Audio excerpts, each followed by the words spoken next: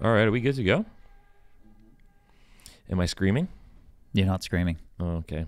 Came back from Bellevue yesterday. You were down in the United States of America. I was. Seeing as I'm still British, they had to fingerprint me on the way down again. Oh, yeah. Do you have any issues crossing? You were figuring out your whole passport and all that kind of stuff? No, I just had to... Legit fingerprinted? Yeah. Really? Oh, yeah. It's super lame. I have a 10-year U.S. visa, too. Oh, that's right. Yeah. Anyway, so that was But I found... yeah, it's interesting. The U.S. is very U.S. I kind of like it. Yeah, U.S. is pretty sweet. I don't know. Bellevue was I went to this mall. We were at the University of Washington and went to this mall. It was really an outdoor mall. Shake Shack was there and Lululemon's there, Apple Store's there.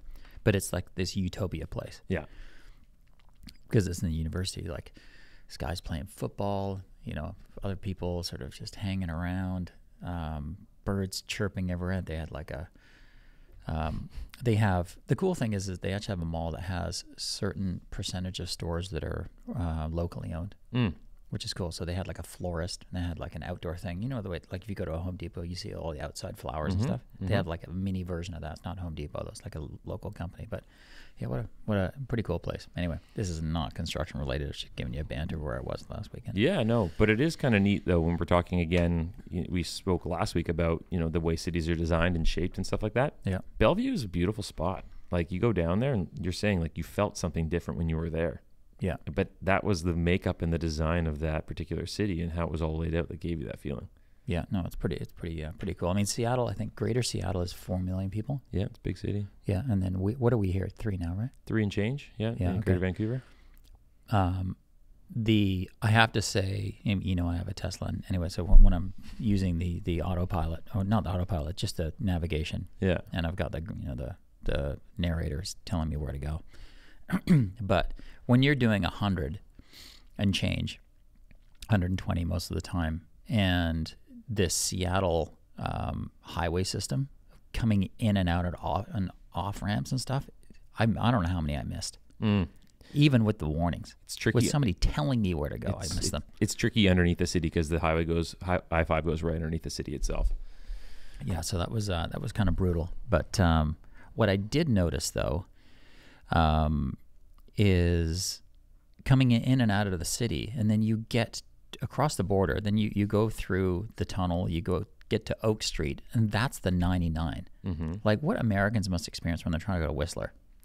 Well, the crazy thing is I've read stories about development and how Vancouver took shape. There was once upon a time a plan to build the highway right through downtown Vancouver. Oh, interesting. Yeah. Yeah, and that's kind of the Georgia Viaduct thing. Is that they were going to do that before bypassing it over Second Narrows, or maybe that already existed. I can't remember the exact chronology of the whole thing. But yeah, the plan at one point in time, or it was at least floated around, to put the highway right through the city. Because it is interesting when you come to Vancouver, like you say, you have to drive 20 to 30 minutes once you get off the major highway in Vancouver to actually get to the downtown core, which anyone listening that doesn't live in the area or lives in the state would be like, that's ridiculous. Yeah, it is. And it is a little bit and crazy. The navigation tells you it's, Highway 99. Yes. BC 99, it says. As you're driving through stoplight after stoplight. Yeah, past parked cars. Yeah. It's just crazy town, right? And then you have to get through then the Lionsgate Bridge to go to Whistler. I mean, wow. Anyway. It's a lot. And you know what? We had last week, we started, we didn't really talk about it, but we kind of dubbed it the Weekly Site Report because it's kind of like covering trends and things in construction, the built world. And the Weekly Site Report. The Weekly Site Report. That's pretty good. And I said most Tuesdays. Oh, yeah. Most Tuesdays. So that, we're going to keep trying every Tuesday. We'll see. We'll keep this going. But last week was good. We covered a lot of things. We chatted about robotics on the job site. Yeah, that was fun. Which was a lot of fun. Talked a little bit about the 15-minute city. Go check that out. We'll probably do a breakout on something like that because there's so many different sides to the story and the debate. But then we also pitched to, which was our first guest, Adam Corneal from Unbuilders. Yeah, it was cool. Awesome. Yeah, it was good. Full episodes up. There's clips and shorts going out as well, and that was a fantastic conversation. And then we have again this week another great guest. Actually, back on that construction lawyer topic, how we had Josh Levy on from Document Crunch. Shout out. That episode's really popping off as well. Inbounds from that. These guys coming on this afternoon or on the next episode. they are going to be going through all things construction law, contractors, prompt payments, all that kind of stuff. That's going to be interesting. It will be really good. But what do you think of your posture? Oh, on the my posture's never been good. I don't know. I'm wondering if I need to. Let's see if I go back here. This could be treacherous. Let's see. I ordered That's gonna impulsively a little bit. I don't do this often at all, but I did this weekend. I saw one of those neck stretching foam things. Oh yeah. That you like for people sitting at desks. I slouch a We'll lot though. This see. is the problem. I know. I gotta not slouch. But weekly site report, we got a bunch get down to it. bunch of really cool things to talk about this week. It seems like every week there's either recurring themes that pop up with new developments in them. We always talk about contact related things. Last week was investment. This week, in the context side of things, AI, ChatGPT, and contractors. Yeah. And actually some cool clips that we'll play up here. How people shouldn't really fear too much. Yeah. It's more of a complementary thing that's going to help contractors and construction men and women in the nuances of their jobs that aren't like a factory that can just be automated every day and no changing environment. Yeah, totally. And the Instagram guy was good too. Yeah, totally. And then we're going to talk about a little bit more of the aging issue in construction, which is a really talented and knowledgeable generation retiring. Yeah. Which is quite exciting. Cool. Okay. What do you got up here? Dave's got some things on the screen here. Actually, this one came up because it might be talked about a little bit more in our next episode. Is Amazon, when they went out and did their HQ2 sort of pitch that I think ended up in Virginia or somewhere on the East Coast. But Vancouver was originally in the running, I believe, for having their HQ2. And this is kind of officially, unofficially, one of them. The Post, which is a heritage project here, is the old Canada Post building in downtown Vancouver. Pretty fantastic spot. Beautiful building. They maintained the entire facade through construction of that. That was PCL that was working on that project. And they are just wrapping up the Post project for Amazon here in Vancouver. Very cool. Yeah, there was something in this article that I was reading. Oh, yeah, this part here. Below the office levels, the Post, that's the building's name, right? The Post. The Post will also introduce the single largest net gain in commercial retail and restaurant space in downtown Vancouver Peninsula. So does that mean underneath then? Mm-hmm. So the International Village Mall, that's International Village. Where's that? Is that Tinseltown? International Village. I don't know. Tinseltown. Is Tinseltown still? Yeah, still around, right? It was called Tinseltown because of the movie theater. The movie theater that was there. But yeah. I think that's International Village. Yep. So, no, that makes sense. Yes. So what does that mean then? We're talking like, is there going to be restaurants under there? I guess kind of like Pacific Center's all underground. True. Similar to that, on top of this building too, I saw some pictures. They have a full park and basketball court on the roof. On the roof. I know. It's quite beautiful. It's interesting. I mean that's been such a crazy project to watch. It's been, and that's kind of why we brought it up. Is it has been a focal point of, you don't see it in the skyline because it's not a tall building. Yeah. Although they build 12 stories on top of the old Canada Post building. But it's just been such an ongoing project. When you retrofit a massive building like that. Yeah, and you have to keep it for what's the heritage thing? Yeah. Heritage thing, and actually that kind of goes into the deconstruction piece of it. Is they kept a lot of really just the facade of the building, and they stripped out all the guts and they went into the ground. They actually lifted the building up, and then started to reconstruct everything all the way through it, just keeping the facade. It's really crazy. We'll include links to this, but check out the Post project. It's wrapping up here. It's 3 to 5 years ongoing. It's been wild. There's a bit of irony here. Yeah. That Amazon has, just because of their product and their service, they have enabled an entire new generation of getting your packages that is not Canada Post. Mm-hmm. True. I wonder if there's a bit of like a... And now, like, let's take your building. And, I never thought about that. Yeah, I know. It's weird, huh? That is pretty funny. A little subtle little jab. Yeah, it's like... There you go. Old school Post. Oh, what about the other thing was there is a tunnel underneath. Did you read that? Tunnel. I didn't catch that. Where does it connect? It connects the post office down to the waterfront, and it's 700 meters long. Whoa, no way. Yeah. This is not, okay, again, for it's context, in the article here. It's almost a kilometer away from the, kilometer, sheesh, 0.6 of a mile away from the waterfront. Dave, I think it's up a little bit. So there's the photos. Yeah, this is cool. So that existing facade there, that is exactly what it is. That was the original Canada Post building, and they've built right on top of it commercial office and all throughout the core of the building. Yeah, so there's the new one there. Really, really cool. Yeah, so underneath that, there's a tunnel. And they had to fill it in. That would have been a great place for our homeless population. Oh, that's a little bit much. I don't know. No, but a treatment center or or safe injection sites. Yeah, I mean, here it is right here. Okay, so there's a 730 meter long tunnel between the building and the waterfront station that was filled in. Oh, I didn't even know that existed. Crazy, right? That's wild. That's very cool, though. I would think that a lot of old buildings have all sorts of fun things like this that get uncovered and dealt with when they finish them off. But that's long. Like, I wonder what this tunnel's like. I mean, are we talking like a little? Because it's saying it was previously a conveyance system for transporting mail and packages. I wonder. Well, yeah, I guess if that was legitimately like the Canada Post building, Canada Post kind of being like U.S. Post, right? Yeah. If that was a core feature, then to the water, where our port is, in the Port of Vancouver, yeah, that is nearly a kilometer away. And if that's what they were doing, literally moving mail underground, that's kind of wild, because you're talking like this is a city. Yeah. Like dense city built all around that project. Yeah. That's wild. I don't even know it existed. No. Okay. Neither. Very cool. Okay. Well, one of the things that we've talked about a lot with past guests and never really had a chance to kind of break out on is the, you know what? Before we jump, Dave's popping up something here. Okay, this was really funny. Or not really funny, just kind of random. And he's popped it up now so you can tell, but which country in the world had the largest number of skyscrapers? Now, what I couldn't figure out was what did they constitute 492. 492 feet. Oh, anything above 492 feet. Yeah, which is basically a 50-story. Right. Okay. And in Vancouver, we really only have a few of those. There's not. It's like 10 now, right? Okay, maybe. Yeah, we have. I know Wall Center was the original. It was 50. That's right. So I think we built another at least 10. We have view corridor restrictions that limit the height, but they're pushing on those now. Because Canada's 106. Yeah, we're number 8 on the list. Over 10? 50 stories. Right. Essentially.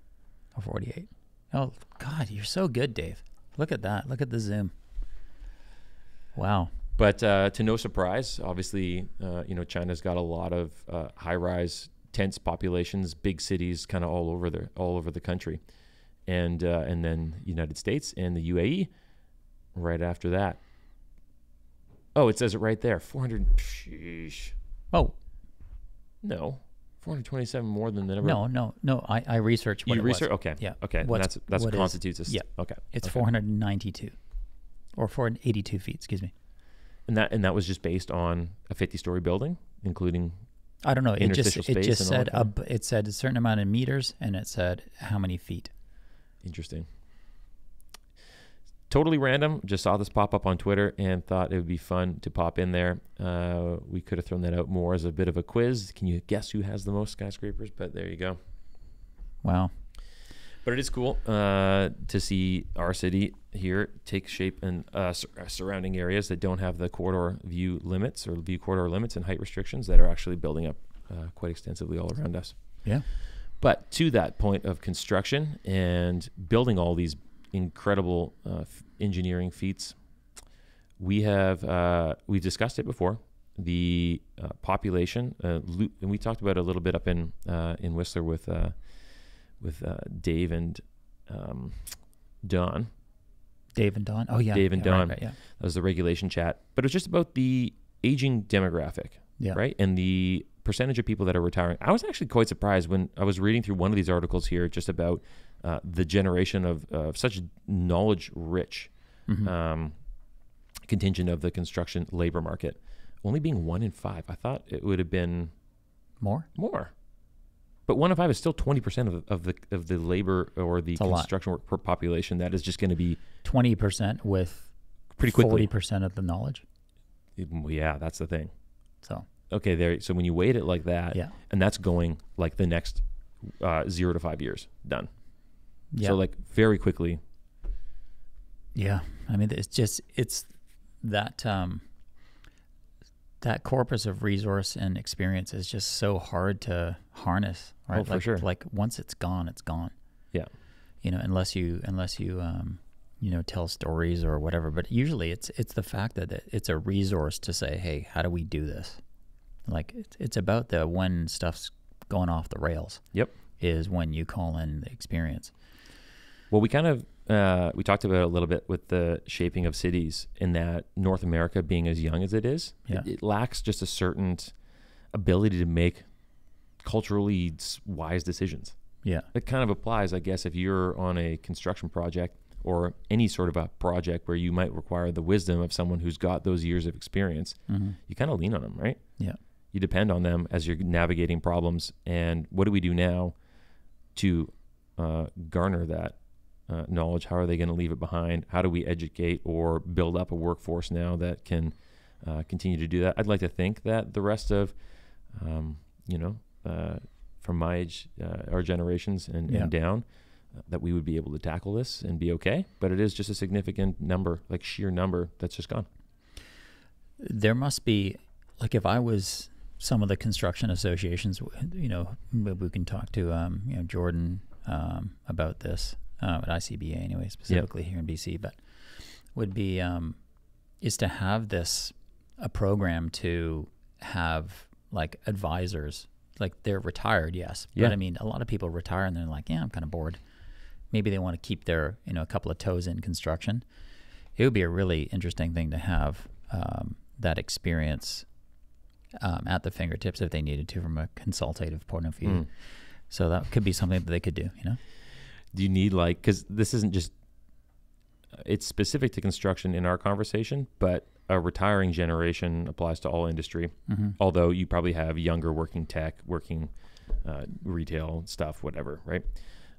Construction, probably is a little bit unique in the sense that you have a wide spread of generations working for you. So maybe that isn't actually, and maybe it is kind of isolated to just construction, that you would actually need to have something set up like that, where you'd say, hey, you know what? We need some sort of association or commission or something like that, where we continue to, maybe this is just ridiculous that even throwing that out there. Yeah. Can we not just figure this out? Yeah, it should be. I mean, I know.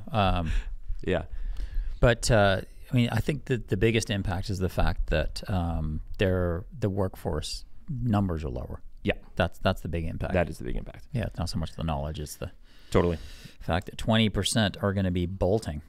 100%. So you got to fill up the top of the funnel there with people. So had some conversations on the weekend, and this is another part of it that we always talk about, is how do you get more people interested in construction?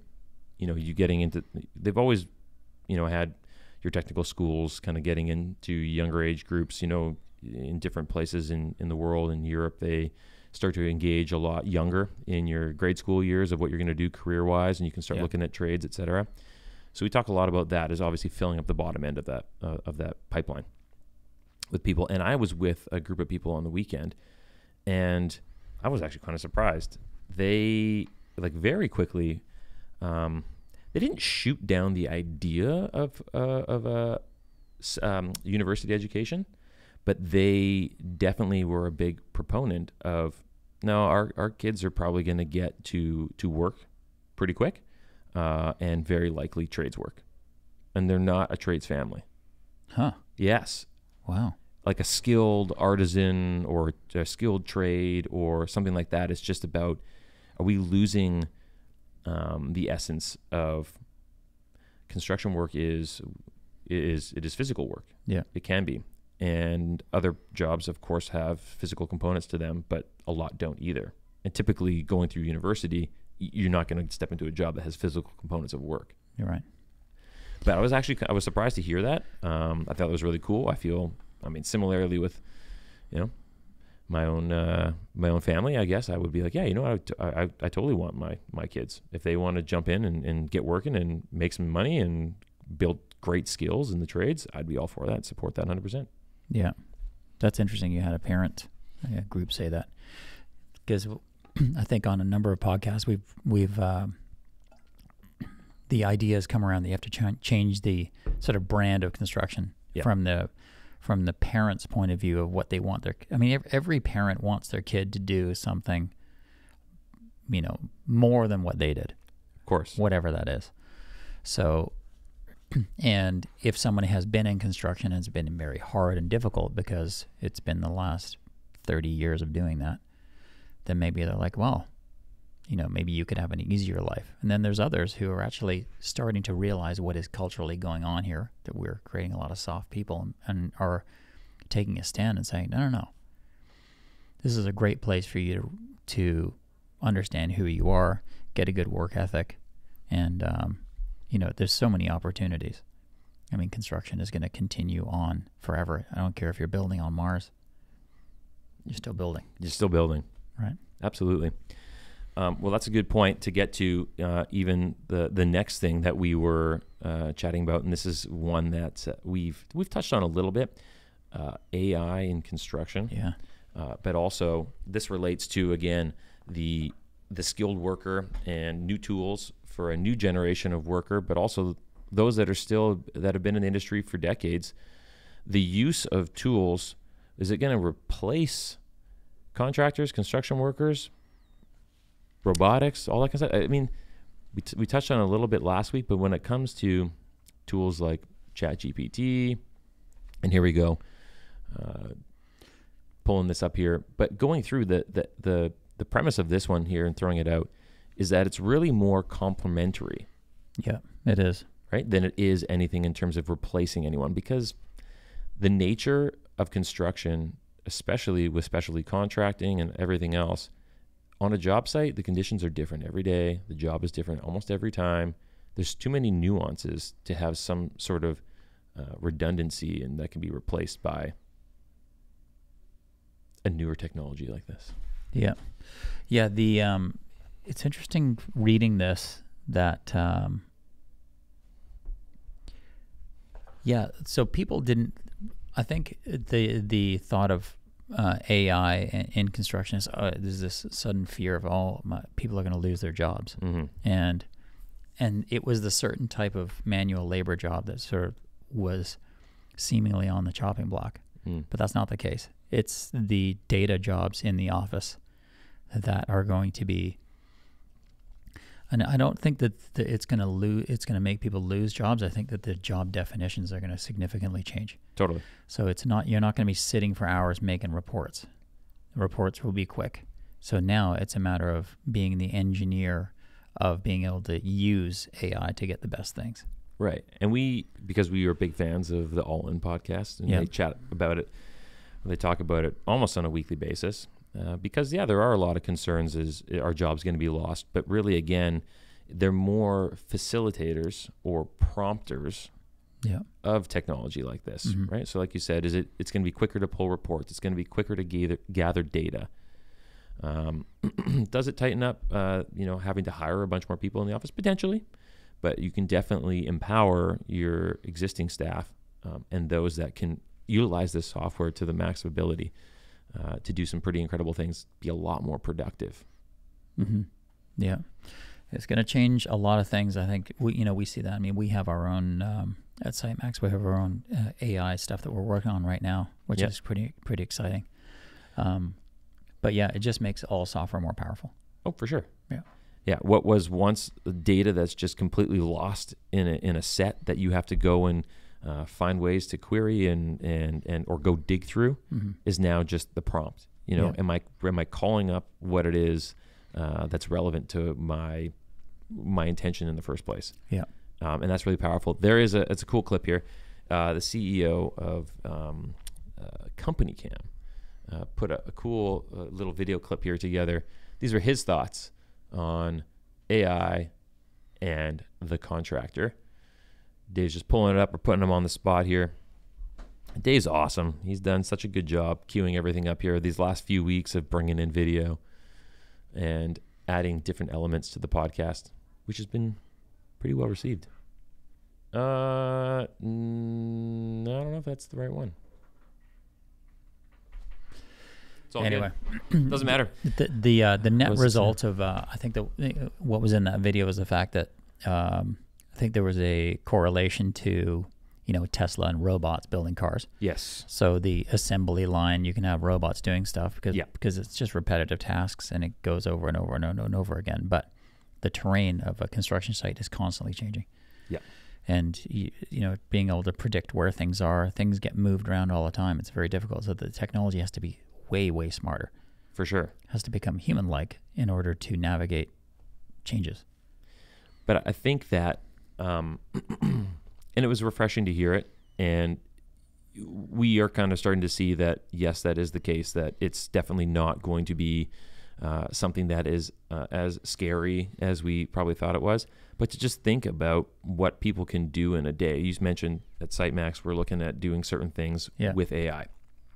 I know that's always like, oh, just say those words. Oh, just like a buzzword, just throwing it on there. But when you actually think about someone that's on a job site, right, that's still got to build, still got to do the tasks they got to do, right? But then they had to, and this is like the introduction of software into construction, then they had to start using an application, right? Mm-hmm. Then they figure out how to use an application and input all this data, and they go, okay, great. So then they're throwing all this data in. Oh, we got really good at throwing all the data in. Yeah. Right? Boom, box checked. And it's like, okay, great. Well, now you've done great data capture. Yeah. What next? We still need to be able to do something with this. Yeah. And then, okay, we'll find out more seamless ways to report. It's like, okay, great. Now we have endless clean reports. But it's like, there's still tons of data in there. We got to find the trends of like how we could actually improve on this. Yeah. It's not like a budget where the numbers come in. Mm-hmm. And you can actually see over, under, whatever. You can see your spending trends and you can go, we're going to make adjustments for the next one. This is like actually looking at what is someone doing day in and day out on a job site where they can actually improve day after day. Yeah. Yeah, that I think it's going to be kind of fun. I think when robotics and AI come together, I think so I don't think it's going to be replacing people. It's going to make the construction industry more interesting. Yeah. Because it's going to be less physical. Because, there's the amount of strength that you can get out of a robot, even if a human is using that robot, it just gets more and more. I would think all of the things that, I think that in the next number of years, when you have I don't think it'll be so much hard work anymore. Eventually, all the hard work, that is the stuff that's inefficient, is when humans have to do something difficult to do, like physically difficult to do. Yeah, they wear out, they get tired. Yeah, they do, exactly. And they can't keep going all the time. Yeah. So when the hard work turns into, I don't want to call it smart work, so it's kind of lame, but when the hard work is not so hard anymore and you're still constructing and you're getting the people who understand how to use all this stuff, it gets pretty exciting, I think. Oh, for sure. Yeah, I think we have this transformation coming from the digital and robotic age into construction. I think we talked about that, a few minutes ago. Is I think parents might be like, yeah, that's an amazing industry to be in. Well, it might change it because you're not getting your hands as dirty. Yeah, and that goes to the whole. Maybe construction has attracted a certain type of person. We've said it before. Maybe they didn't know what they were going to do, but they knew that they could at least go and move something from one place to another. Yeah. But now with so many different elements coming into what gets done in a construction business, not just in an office, but on a job site, you open the door to a whole bunch of different talent workers, right? That can come in, that can, sure, maybe they're more technical. Before it was just the IT guy. Yeah. You had the IT guy that could manage your on-prem server. Yeah.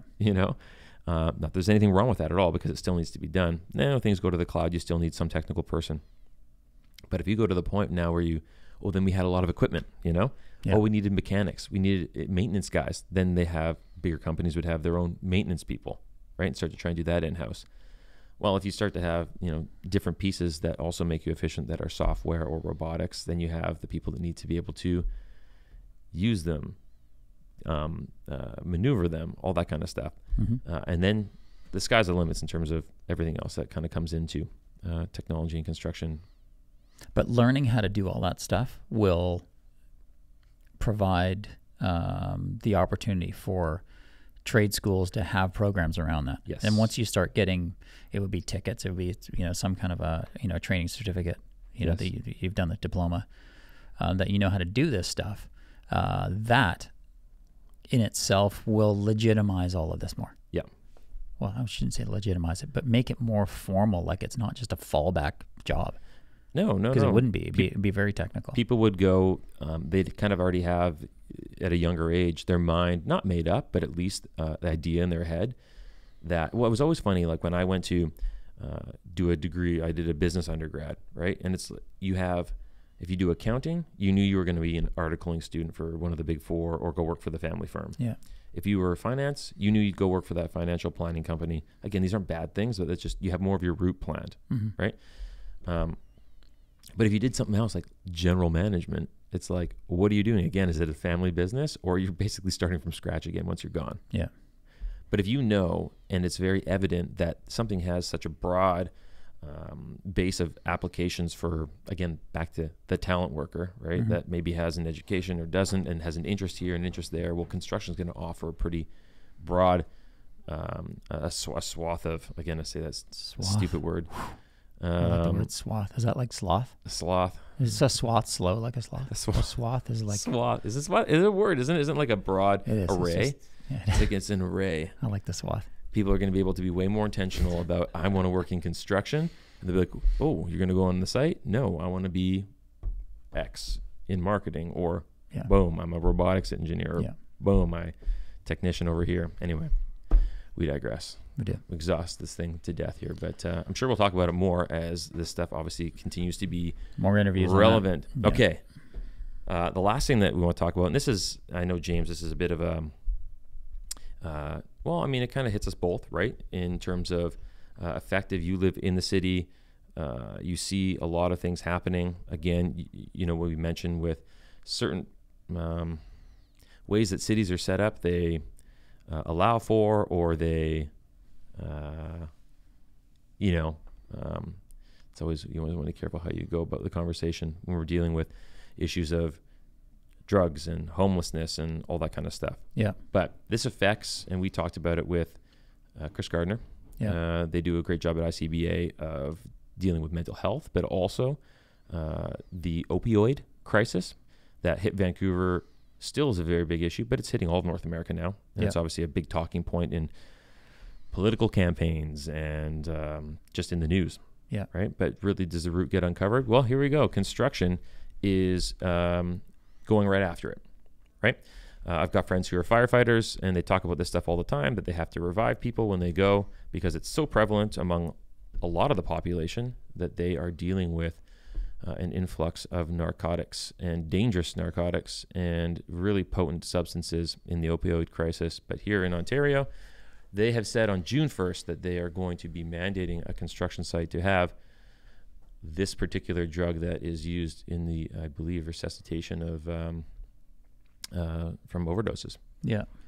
So this is the part of Naloxone, that. Yeah. So it says here that 2,500 people in Ontario died from, one sec, Dave, opioid-related causes between March 2020 and January 2021. That's 9 months. Yeah, it is. And those, one sec, Dave. And yeah, so 30% worked in the construction industry. How did that, like, worked in it? So, like, let's just try and, like, put this into some buckets for a second. Yeah. Just so we can get the idea of what's going on here. So, is, of that 30%, okay, so 30% of 2,500. Wow. That's like what, 750 people? Yeah, 800. Yeah, around that. 800. Yeah, 850 people. So 850 people of pain medication took too many by accident. Mm-hmm. Bought pain medication, black market, had some bad stuff in it, mm-hmm. and then that's a big one right now. Yeah, and then recreational. Mm-hmm. Had some bad stuff in by accident. Mm-hmm. So those three things. It's a lot of accidental overdoses. Again, we're talking more to the general specifics of the crisis. That is very real. No matter where you stand on everything, it is very real. It's hit home for us pretty hard. We've seen it. Yeah. Again, construction worker, and There's a staggering number. And that construction, again, we've talked about it throughout the last 3 years, throughout COVID and everything like that. Construction was really quick to jump on issues that were really affecting people. And they dealt with it from a compliance standpoint. They got people back to work. They made projects move forward. They did a really good job. Well, they're hitting it head on here. Maybe Ontario's onto something here. Once upon a time, there was, people would suffer heart attacks in sports, and they put defibrillators on every bench. Yeah. Well, this is a real thing right now that's affecting, particularly at a 30% rate, construction. And so to be able to have this on job sites, it's going to save lives, and which is crazy. It means people are, well, it's probably not even just people coming to work. It could be anybody even around the areas, So 30% worked in the construction industry. I wonder how many were on site. Right. Out of the 850 or whatever it was. Right. They're going to make constructions into like first responders. Well, this is kind of interesting because there's a cultural thing that I think is going on here, and I think in order to make a call on what's going on culturally, you really need for someone to investigate the number and know where the source of the number is coming from. Oh, totally. Because otherwise it's just a number, and you're not going to really diagnose where to even start. True. So, because like there's a heroin user. Yes. Right. Which is like a full on, that's like an addict thing happening. Yeah. I mean, if you are, shooting up a needle, you're in a certain stage of life. I mean, that is like another whole ball of wax. And it might have taken you a while to get there. Yeah. Like it's a long journey. Did that start when they had an injury? And then some people, like when I broke my leg, they gave me Percocet for a month. Right. Okay. Oh, yeah. And when they said, the prescription's done, I'm like, okay. You were good. Yeah. Yeah. Some people don't have that. No. It does not work that way for them. No, They're totally. like, I can't live without this. Like some chemical stuff goes that way. So after an injury, perhaps there is, I got to go and find something else, or this is complicated. And putting that number in there, like having those, what's it called? Naloxone, what's it called? Yeah, Naloxone. Naloxone. Yeah. When I see those things, and you see them in parks sometimes, you see them in places, I think, was this happening 30 years ago? Well, what are we doing? You make a good point when you talk about, are we getting to the root of what's going on here and understanding it? Because basically what you're doing, and again, this isn't a bad thing because they're dealing with something that's happening. Well, this is a positive uptick. They're trying to make a change. It is a positive uptick, but it's a Band-Aid. It is a Band-Aid. Right? Which again goes to a much deeper thing of, okay, wow, this is really affecting construction quite proportionally. Yeah. Right. So, okay, we take a lot of seriousness to this, not just, even if it wasn't just construction, but it is. But just one sec. When you say in construction, that 30% number, I'd like to know if we're talking about somebody who sweeped a site once. Sure. And they have a T4 that said they were in construction. Oh, yeah. Or are we talking like... The data does matter, for sure. The data totally matters because they might actually be putting a black eye on construction here. Because if you're saying 30% of, this number, and then you're thinking, well, a lot of people going to construction sites are high all the time. I don't think that's the case. Well, no. Well, this is the thing too, and again, like we're not experts by any means, but we do like to uncover these things as they impact culture, and it happens to be construction culture. Yeah. This is a real thing, right? Whether people talk about it or not, like it's happening, and there's a lot of bad drugs that have infiltrated North America, and our city in particular here in Vancouver. A lot of the real bad things that happen are accidental, right? There's no real intention. It's just like it's tainted things or whatever, tainted drugs and stuff like that people are in construction. We talk about the manual nature of it. It could be there's more pain, there's more physical wear and tear that requires one to maybe go and take something. Yeah. So there is, you can kind of logically and maybe stitch it together, but you would need to know, of course, the root of the data to make sure that it's not putting a black eye on it. But it could make sense that, you know, that would be a population of people that would be, I know that I have stuff that's lasted from the times when I was lifting and packing pallets of lumber and dimensional stuff all across the job site. Shoulder stuff that still sticks with me. Yeah. Right? So, yeah, and I've seen it pop out playing golf. Yeah, it comes out like a chicken bone. It's kind of scary. But yeah, there's lots of things that linger. Anyway, this is something actually that would be really good to... We need a specialist. We need a specialist on this one. Yeah. For sure. And this is the thing we got to tell our audience too, is we just like to have conversations as it applies to construction, especially with this weekly site report. We really like to dig into things that really impact construction culture. Yeah. Right? And we're not experts. We just like to have the conversation. We like to throw it out there. And so... this kind of wraps up, I think. Yeah. This the second weekly site report that we've done. We're trying to exhaust these things a little bit, but please do jump on and comment on these things. It's all up on YouTube now. Our videos are on YouTube. We've got the clips and the full length videos up. It gets posted on all of our social channels, on Instagram and on LinkedIn.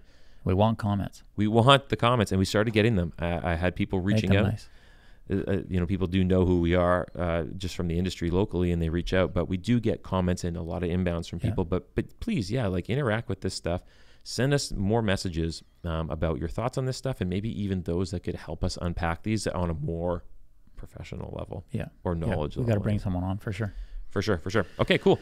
Well, the second weekly site report. This is fun. I love talking about this.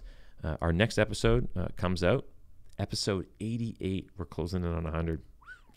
And like I said, that is with a construction lawyer and a specialty contractor who work together. That conversation is going to be, it's going to be a good one. Really applicable to a lot of our audience. So, looking forward to it. But here we go. Okay. Hit them hard. All right. Well, we got video as promised. If you love this episode and you're in construction, or you know someone who is, be sure to share each of the site visit episodes, smash that like button, subscribe, and tune in to all of our episodes, which will be broadcast right here on our channel. We'll see you next time.